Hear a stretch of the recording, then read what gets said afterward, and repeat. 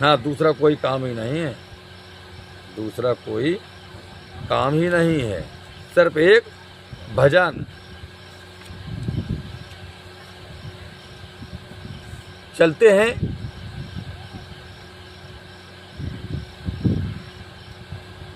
तेईस प्रश्न हैं, आध्यात्मिक प्रश्न हैं, और 23 प्रश्नों का उत्तर है। एक सज्जन ने 23 प्रश्न पूछे महाराज। कितने? 23। उन 23 प्रश्नों का उत्तर यहाँ पर है। प्रथम प्रश्न है कि जीव कितनी जाति के होते हैं? जीव कितने जाति के होते हैं और जीवों के कितने भेद होते हैं? उत्तर है कि आत्म रूप से जीव एक ही है, परंतु शरीर के संबंध भेद से उसकी अनन्य जातियां हैं। शास्त्रों में स्वेदज, अंडज, उद्दज और जरायुज भेद से 84 लाख जातियां मानी गई हैं। दूसरा प्रश्न है, जीव के कर्ता हर्ता भगवान है या नहीं? ऐस नो में जवाब, ऐस नो में जवाब कि जीव के कर्ता और हर्ता कौन? बोले कर्ता और हर्ता भगवान है या नहीं? उत्तर है, शरीर के कर्ता और हर्ता तो ईश्वर हैं, जीव आत्म रूप से अनादि है। शरीर के हर्ता कर्ता तो भगवान है, लेकिन जीव आत्म रूप से अनादि है, उसका कोई कर्ता नहीं है, जीव का कोई कर्ता नहीं है। आगे प्रश्न है, जीव के कर्म 7 हैं या नहीं? जीव के कर्म उसके 7 हैं या नहीं? उत्तर है, जीव के कर्म अनादि हैं, जन्म जन्मांतर के हैं। जीव के कर्म अनादि हैं और जब तक उसको सम्यक ज्ञान नहीं हो जाता तब तक उसके साथ रहते हैं उसके कर्म। दोबारा सुने। प्रश्न है कि जीव के कर्म 7 हैं या नहीं? उत्तर है, जीव के कर्म अनादि हैं और जब तक उसको सम्यक ज्ञान नहीं हो जाता तब तक उसके साथ रहते हैं। अगला प्रश्न है, जीव और कर्म एक ही वस्तु है या भिन्न भिन्न? जीव और कर्म एक ही वस्तु है या भिन्न भिन्न है? उत्तर है, जीव और कर्म भिन्न भिन्न वस्तु है। जीव और कर्म भिन्न भिन्न वस्तु है। जीव चेतन और नित्य है। जीव चेतन और नित्य है, कर्म जड़ और अनित्य है। आगे प्रश्न है, जीव के कर्म जन्म के 7 हैं या अनादि हैं? जीव के कर्म 7 हैं या अनादि हैं? उत्तर है,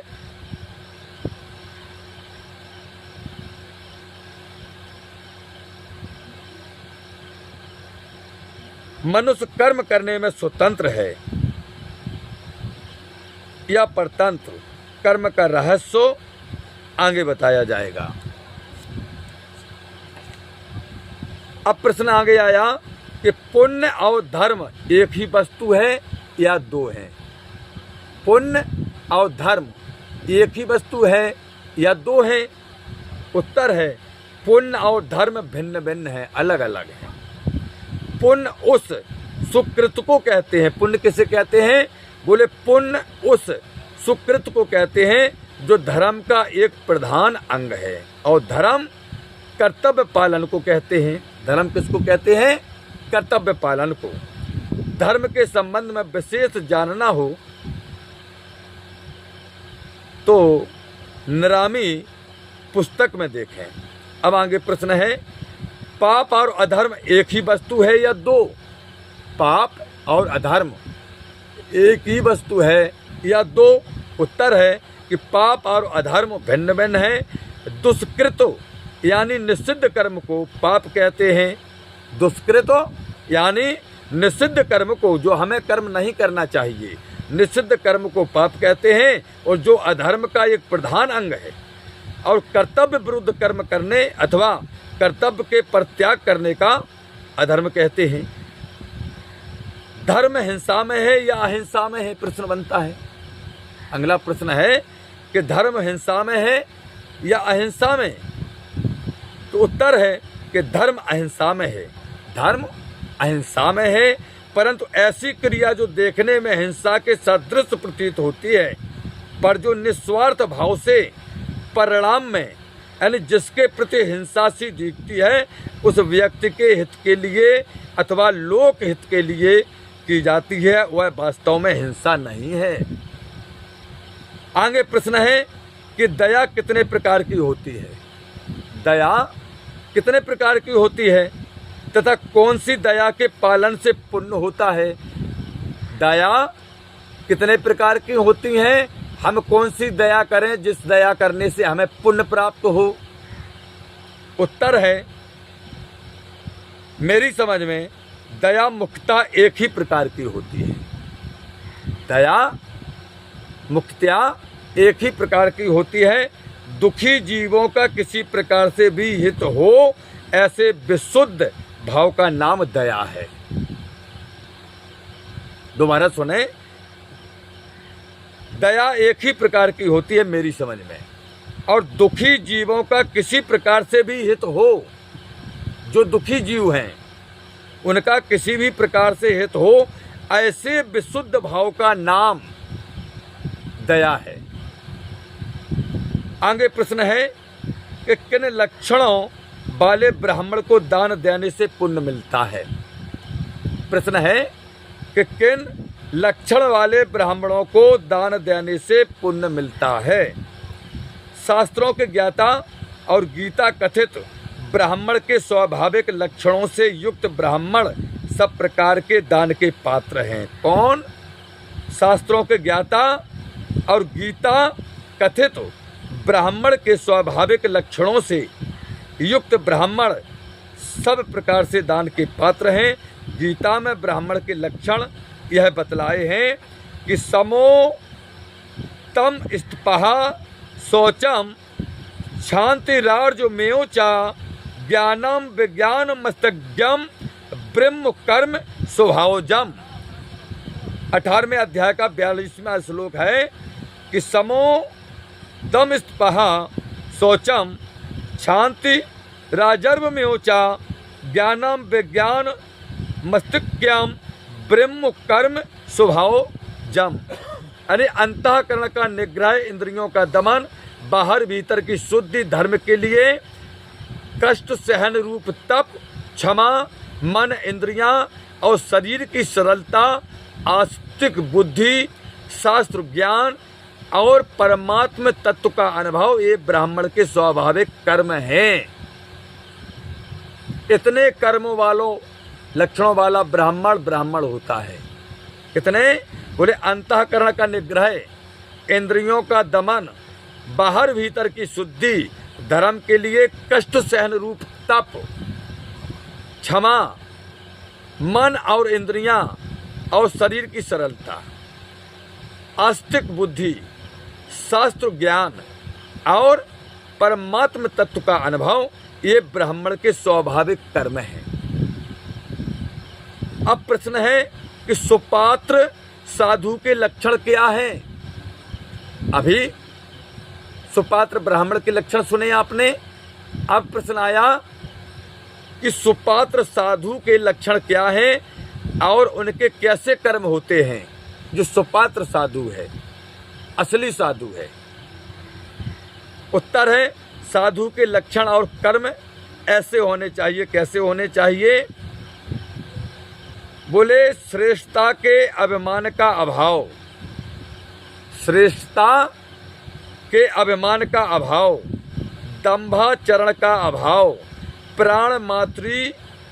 प्राणी मात्र को किसी प्रकार भी न सताना, क्षमा भाव, मन वाणी की सरलता, श्रद्धा भक्ति सहित गुरु की सेवा, बाहर भीतर की शुद्धि, अंतःकरण की स्थिरता, मन और इंद्रियों सहित शरीर का निग्रह और इस लोक और परलोक के संपूर्ण भोगों में आसक्ति का अभाव, अहंकार का अभाव, जन्म और मृत्यु, जरा और रोग आदि में बारंबार दुख दोषों का विचार करना, प्रिय और अप्रिय की प्राप्ति में सदा ही चित्त का सम रहना,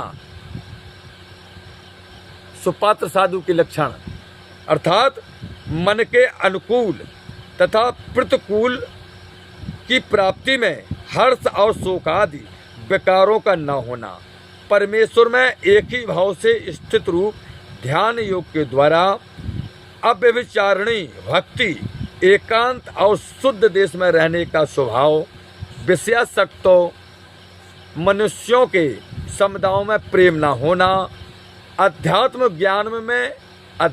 ज्ञान में नित्य स्थित और तत्व ज्ञान के अर्थरूप परमात्मा को सर्वत्र देखना, ये ज्ञान के साधन है। जो इससे विपरीत है वह अज्ञान है। जो बताया उस बताने के जो विपरीत है वह अज्ञान है। इनके अतिरिक्त भगवान ने अपने प्यारे भक्तों के निम्नलिखित लक्षण और कर्म बतलाए हैं। भगवान ने गीता के 12वें अध्याय के 13वें और 13वें श्लोक से 20वें श्लोक तक बतलाए हैं कि आद्वेष्टा सर्वभूतानां मैत्रा करुण एवोचा निर्ममो निरहंकारा सम दुखा सुखा क्षमी। कि आद्वेष्टा सर्वभूतानां मैत्रा करुण एवोचा निर्ममो निरहंकारः सम दुख सुख क्षमी।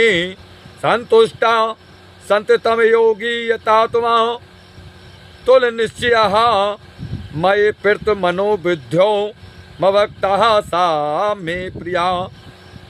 कि यास्पान्यो दुजते लोको लोकान्वय दुजते चायः हर्षामर्थ भयो दोए गए मुक्तो या सा चा मे प्रिया। कि अनेपेक्षा सर्चिदक्षो उदासीनो गतव्यथा सर्वारंभ परित्यागी यो मभक्ता सा मे प्रिय। यो ना हृष्यति ना दृष्टि ना सोचति ना कांगति सुभासो परित्यागी भक्तिमाना सा मे प्रिया। कि समाह सहनौ चा मित्रे चा तथा मानापमानियो शीतोष्ण सुख दुख खेसु समाह संग विवर्जिता तुल्य निंदा स्तुति मौनी संतुष्टो एनु केनु चितो अनुकेता स्तुरमतु भक्तिमान्ये प्रियो नरः। एतु धर्मामृतमिदं यथोक्तं पर्युपासते श्रद्धाना मत परमा भक्तास्ते तेउ में प्रिया। भगवान कहते हैं कि जो पुरुष सब भूतों में दोष भाव से रहत, स्वार्थ रहत, सबका प्रेमी, हेतु रहत, दयालु ममता से रहत, अहंकार आदि से रहित, सुख दुखों की प्राप्ति में सम और क्षमावान अर्थात अपराध करने वालों को भी अभय देने वाला है। जो ध्यान योग में युक्त हुआ निरंतर लाभ हानि में संतुष्ट है तथा मन और इंद्रियों सहित शरीर को बस में किए हुए मुझ भगवान में दृढ़ निश्चय वाला है, वह मुझ में अर्पण किए हुए मन और बुद्धि वाला मेरा भक्त मुझको प्रिय है। भगवान कहते हैं ऐसा मनुष्य हमें, ऐसा भक्त हमें प्रिय है। भगवान कहते हैं कि जिससे कोई भी जीव उद्योग को प्राप्त नहीं होता और जो स्वयं भी किसी जीव से उद्योग को प्राप्त नहीं होता तथा जो हर्ष, ईर्षा, भय और उद्योग से रहित है वह भक्त मुझको प्रिय है। भगवान कहते हैं कि जो पुरुष आकांक्षा से रहित, बाहर भीतर से शुद्ध और चतुर है अर्थात जिस काम के लिए आया था, भगवान कहते हैं कि वह मनुष्य जिस काम के लिए आया था उसको पूरा कर चुका है एवं जो पक्षपात से रहित और दुखों से छूटा हुआ है वह सर्व आरंभों का त्यागी अर्थात मन, वाणी, शरीर द्वारा प्रारब्ध से होने वाले संपूर्ण स्वाभाविक कर्मों में कर्तापन के अभिमान का त्यागी, मेरा भक्त मुझको प्रिय है। भगवान कहते हैं कि अर्जुन, जो ना कभी हर्षित होता है, ना द्वेष करता है, ना शोक करता है, ना कामना करता है, तथा जो शुभ और अशुभ संपूर्ण कर्मों के फल का त्यागी है, वह भक्त युक्त पुरुष मुझको प्रिय है। जो शत्रु मित्र और मान अपमान में सम है, तथा जो सर्दी गर्मी और सुख दुख आदि द्वंद्वों में सम है। भगवान कहते हैं अर्जुन, और सब संसार में आसक्त से रहित है, जो निंदा और स्तुति को समान समझने वाला और मननशील है, जो जिस किसी प्रकार से भी शरीर का निर्वाह होने में सदा ही संतुष्ट है, अपने रहने के स्थान में ममता से रहित है, वह स्थिर बुद्धि वाला भक्तिमान पुरुष मुझको अति प्रिय है। भगवान कहते हैं अर्जुन, जो मेरा परायण हुए श्रद्धायुक्त पुरुष इस उपर्युक्त धर्ममय अमृत को निष्काम भाव से सेवन करता है, वे भक्त मुझको अति प्रिय हैं। आगे प्रश्न है, ऐसे भगवान के प्यारे पुरुष ही वास्तव में सर्वदा सुपात्र साधु हैं, जो लक्षण बताए गए हैं। अब प्रश्न है कि भगवान किसे कहते हैं? प्रश्न है कि भगवान किसे कहते हैं, भगवान के क्या लक्षण हैं? भगवान किसे कहते हैं और भगवान के क्या लक्षण हैं? बाबा जी, उत्तर आया कि भगवान वास्तव में अनिर्वचनीय है। जिसको भगवान के स्वरूप का तत्व से ज्ञान है, वही उसको जानता है, परंतु वह भी वाणी से उनका वर्णन नहीं कर सकता। भगवान के संबंध में विस्तार से जानना हो तो गीता प्रेस के प्रकाशित भगवान क्या है नामक पुस्तक को ध्यानपूर्वक पढ़ना चाहिए। अब प्रश्न है, सुपात्र मनुष्य के क्या लक्षण हैं? जो सुपात्र मनुष्य है उसके क्या लक्षण हैं? तो सुपात्र मनुष्य वही है जिसमें दैवी संपदा के गुण विकसित हों।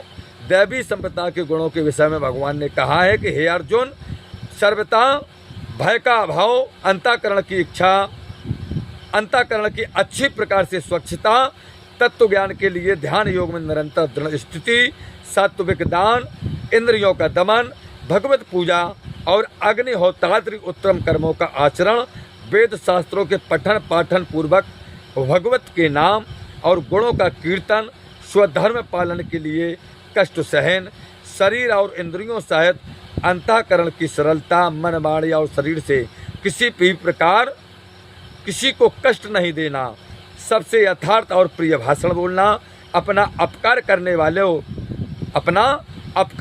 वाले पर भी क्रोध ना होना, कर्मों में कर्तापन के अभिमान का त्याग, अंतःकरण की उपरामता अर्थात चित्त की चंचलता का अभाव, किसी की भी निंदा आदि न करना, सब भूत प्राणियों में हेतु रहतु दया, इंद्रियों का विषयों के साथ संयोग होने पर भी आसक्ति का ना होना, कोमलता, लोक और शास्त्र से विरुद्ध आचरण करने में लज्जा, व्यर्थ चेष्टाओं का अभाव, तेज, क्षमा, धैर्य, बाहर भीतर की शुद्धि, किसी में भी शत्रु भाव का ना होना और अपने में पूज्यता के अभिमान का अभाव, दैवी संपदा को प्राप्त हुए पुरुष के ये 26 लक्षण हैं।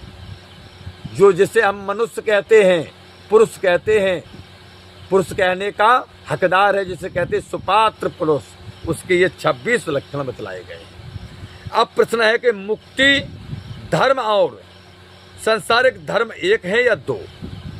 मुक्ति और धर्म और सांसारिक धर्म एक है या दो?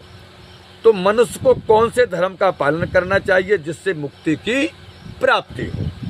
उत्तर है, क्रियाओं के स्वरूप से अलग अलग हैं। सांसारिक धर्म भी निष्काम भाव से किया जाए तो वह भी मुक्तिदायक हो सकता है। मुक्ति धर्म तो मुक्तिदायक है ही। वर्ण भेद के अनुसार सांसारिक धर्म का स्वरूप और निष्काम भाव से भगवान पूजा के रूप में किए जाने पर परम सिद्ध रूप परमात्मा की प्राप्ति का विवेचन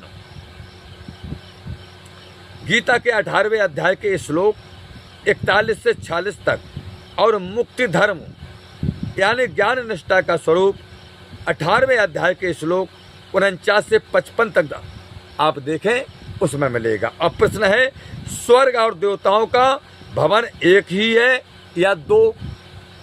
स्वर्ग और देवताओं का भवन एक है या दो?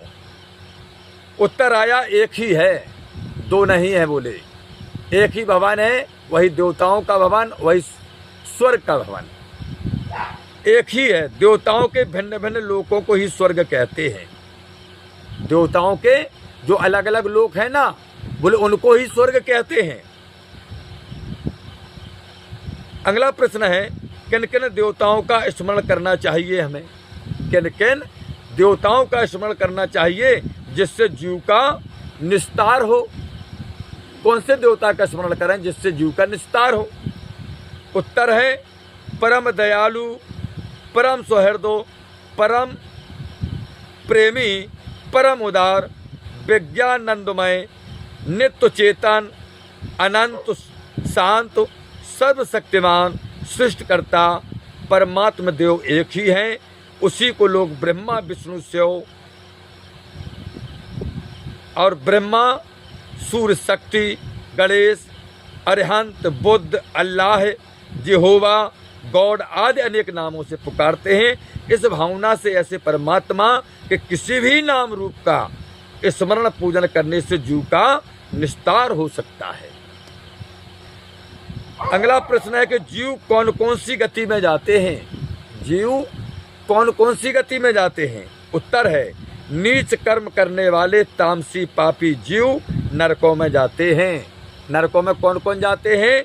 बोले नीच कर्म करने वाले और तामसी पापी जीव नरक में जाते हैं। और नारकीय गति के दो भेद हैं, स्थान विशेष और योनि विशेष।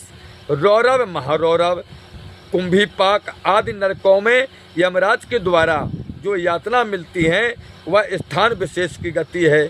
और देव, पितर, मनुष्य के अतिरिक्त पशु पक्षी, कीट पतंग आदि में जन्म लेना योनि विशेष की गति मानी जाती है। अब राजसी कर्म करने वाले मनुष्य किस योनि को प्राप्त होते हैं? जो राजसी कर्म करते हैं मनुष्य वह किस योनि को प्राप्त होते हैं? और सात्विक पुरुष ऊंची गति देव योनि में जाते हैं। गीता में भगवान ने कहा है कि ऊर्ध्वम गच्छन्ति सत्वस्ताः मध्य तिष्ठन्ति राजसाः जघन्य गुण वृत्तिस्थिताः अधो गच्छन्ति तामसाः। 14वें अध्याय का 18वां श्लोक। सतोगुण में स्थित हुए पुरुष स्वर्ग आदि उच्च लोकों को जाते हैं। जो सतोगुण में अपना जीवन व्यतीत करते हैं वे पुरुष स्वर्ग आदि उच्च लोकों को जाते हैं। और रजोगुण में स्थित राजसी पुरुष मध्य में अर्थात मनुष्य लोक में ही रहते हैं। बोले गाय फहराएंगे। एवं तमोगुण के कार्य रूप निद्रा, प्रमाद और आलस आदि में स्थित हुए तामसी मनुष्य अधोगति को अर्थात कीट, पशु आदि नीच योनियों को प्राप्त होते हैं। अब प्रश्न है कि स्वर्ग में गया हुआ जीव वापस आता है या नहीं? जो स्वर्ग में जीव गया है वह वापस आता है कि नहीं? क्या कोई वापस आया है? अगर आता है तो क्या कोई वापस आया है? उत्तर है कि मुक्त होने पर जीव वापस नहीं आते हैं। जो जीव मुक्त हो जाता है वह वापस नहीं आता। स्वर्ग में गए हुए जीव वापस आते हैं। गीता में कहा है कि तीनों वेदों में विधान किए हुए सकाम कर्म करने वाले, सोम रस का पान करने वाले, स्वर्ग प्राप्ति के प्रतिबंधक देव और ऋषि ऋण रूप पाप से मुक्त हुए पुरुष मुझको यज्ञों द्वारा पूजकर स्वर्ग की प्राप्ति चाहते हैं। वे पुरुष अपने पुण्यों के फल रूप इंद्रलोक को प्राप्त होकर स्वर्ग में दिव्य देवताओं के भोगों को भोगते हैं। और वे उस विशाल स्वर्ग लोक को भोगकर पुण्य क्षीण होने पर मृत्यु लोक को प्राप्त होते हैं। जब पुण्य क्षीण हो जाते हैं फिर मृत्यु लोक को आ जाते हैं। इस प्रकार स्वर्ग के साधन रूप तीनों वेदों में कहे हुए सकाम कर्म के शरण हुए भोगों की कामना वाले पुरुष बारंबार आने जाने में ही लगे रहते हैं। और इससे वापस आना सिद्ध है। प्राचीन काल में महाराजा त्रिशंकु, महाराज अयाति, महाराज नहेश आदि अनेक राजा स्वर्ग लोक से वापस आए हैं, ये प्रमाण है। अब प्रश्न है कि देवताओं के भवन में गया हुआ जीव फिर इस संसार में जन्म ले सकता है या नहीं? जो जीव देवताओं के भवन में गया फिर वह इस संसार में जन्म ले सकता है या नहीं? उत्तर है कि निष्काम साधक जो अर्च मार्ग से ब्रह्मलोक में जाते हैं वापस नहीं आते। वे कृम मुक्त के द्वारा परमात्मा के परम धाम में जा पहुंचते हैं, परंतु धूम मार्ग से जाने वाले सकामी वापस आते हैं। आगे प्रश्न है कि मान लीजिए किसी बीमार आदमी का रोग 2 कबूतरों का खून व्यवहार करने से दूर होता हो। प्रश्न है कि मान लीजिए किसी बीमार आदमी का रोग 2 कबूतरों का खून व्यवहार करने से दूर होता हो।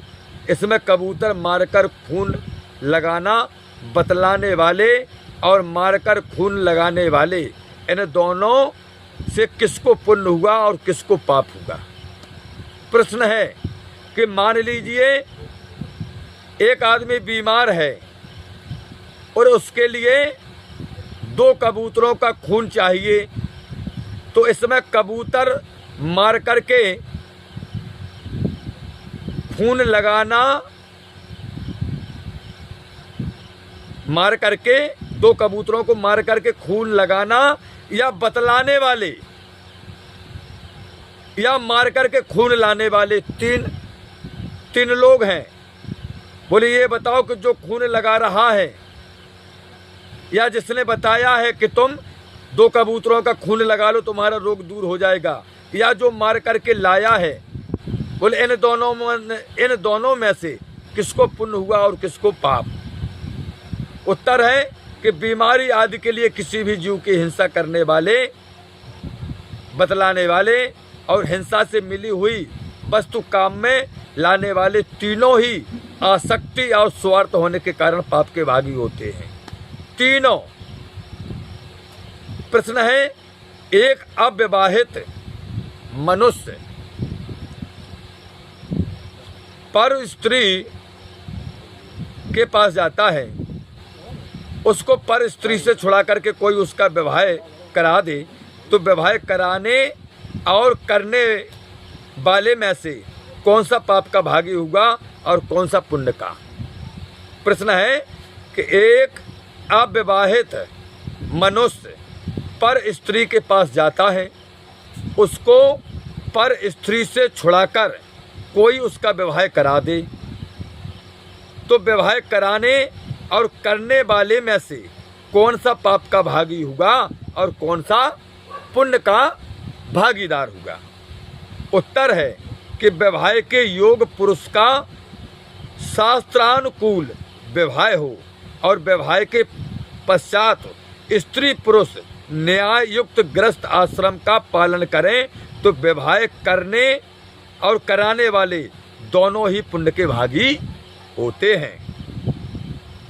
अगला प्रश्न है कि गति कितने प्रकार की होती है? गति कितने प्रकार की होती है? प्रश्न है गति अर्थात मुक्ति 2 प्रकार की होती है। मुक्ति 2 प्रकार की होती है। शरीर रहते भी सम्यक ज्ञान प्राप्त होने पर जीवन मुक्ति हो सकती है। शरीर रहते भी सम्यक ज्ञान प्राप्त होने पर जीवन मुक्ति हो सकती है। जीता हुआ ही वह पुरुष मुक्त हो जाता है, इसलिए उसको जीवन मुक्ति कहते हैं। और उसके शरीर का कार्य भी प्रारब्ध के अनुसार चलता रहता है। ऐसे जीवन मुक्त की स्थिति बतलाते हुए भगवान कहते हैं कि हे अर्जुन, जो पुरुष सतगुण के कार्य रूप प्रकाश को और रजोगुण के कार्य रूप प्रवृत्ति को तथा तमोगुण के कार्य रूप मोह को भी ना तो प्रवृत्त होने पर बुरा समझता है और न निर्वृत्त होने पर उनकी आकांक्षा ही करता है, जो साक्षी के सर्वदा स्थित हुआ गुणों के द्वारा विचलित नहीं किया जा सकता और गुण ही गुणों में बरतते हैं, ऐसा समझता हुआ सच्चिदानंद घन परमात्मा में एक ही भाव से स्थित रहता है, उस स्थिति से कभी चलायमान नहीं होता। और जो निरंतर आत्मभाव से स्थित हुआ दुख सुख के समान समझने वाला है तथा मिट्टी पत्थर और सोने में समान भाव वाला और धैर्यवान है तथा जो प्रिय अप्रिय को बराबर समझता है, अपनी निंदा स्तुति में भी समान भाव वाला है, मान अपमान में सम है, मित्र और बैरी के पक्ष में भी सम है, वह संपूर्ण आरंभों में कर्तापन के अभिमान से रहित हुआ पुरुष गुणातीत कहा जाता है। प्रश्न है, दान देने वाले और दान लेने वाले, इन दोनों में किसको पुण्य होता है और किसको पाप होता है? आखिरी प्रश्न है, 23वां प्रश्न है कि दान देने वाले और दान लेने वाले, इन दोनों में किसको पुण्य होता है और किसको पाप होता है? उत्तर है, आसक्ति और स्वार्थ को त्याग कर सत्पात्र में जो दान दिया जाता है उसमें देने और लेने वाले दोनों को ही परम धर्म लाभ होता है। आसक्ति और स्वार्थ को त्याग कर सत्य पात्र में जो दान दिया जाता है उसमें देने और लेने वाले दोनों का ही परम धर्म लाभ होता है। उस स्वार्थ बुद्धि से लेने वाले सुपात्र का पुण्य क्षय होता है और कुपात्र को नरक की प्राप्ति होती है। इसी प्रकार स्वार्थ बुद्धि से सुपात्र के प्रति दान देने वाले की पुण्य और कुपात्र के प्रति देने वाले को पाप होता है। आज की कथा का समापन है यहीं पर।